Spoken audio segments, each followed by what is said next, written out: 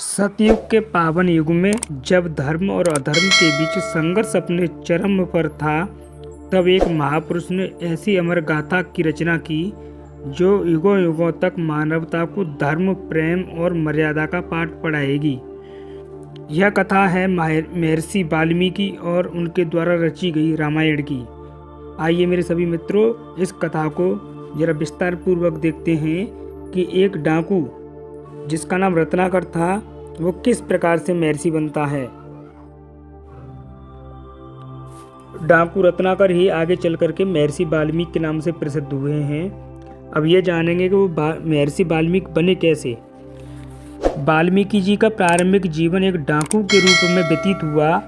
उनका पूर्व नाम रत्नाकर था और वे वन में यात्रियों को लूटकर अपना जीवन यापन करते थे, लेकिन नियति ने उनके लिए कुछ और ही सोचा था।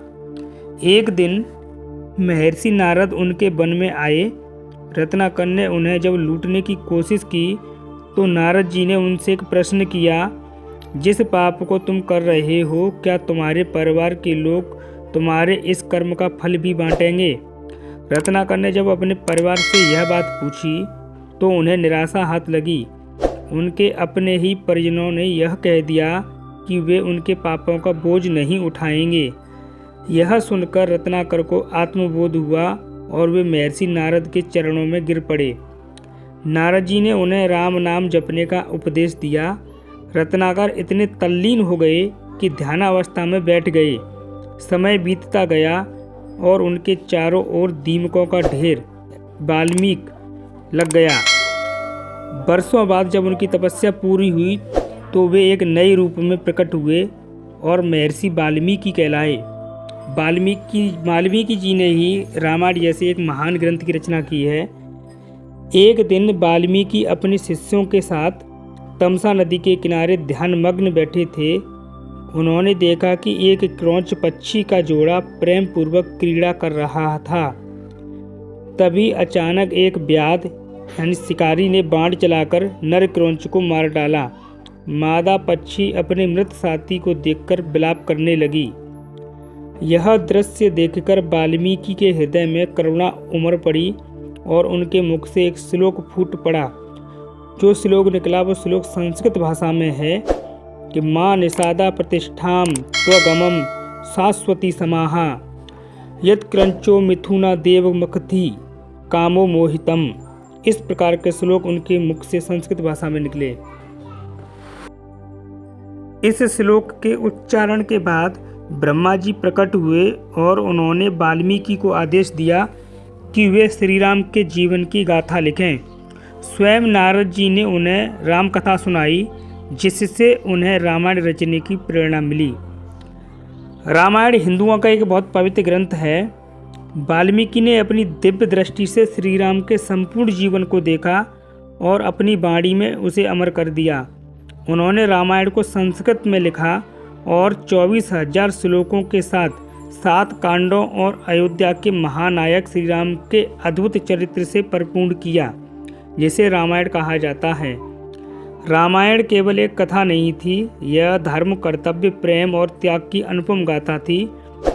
श्री राम का आदर्श पुत्र, आदर्श पति, आदर्श भाई और आदर्श राजा के रूप में जीवन जन जन के लिए एक प्रेरणा बन गया। जब माता सीता को वनवास हुआ तब उन्होंने महर्षि वाल्मीकि जी के आश्रम में ही शरण ली।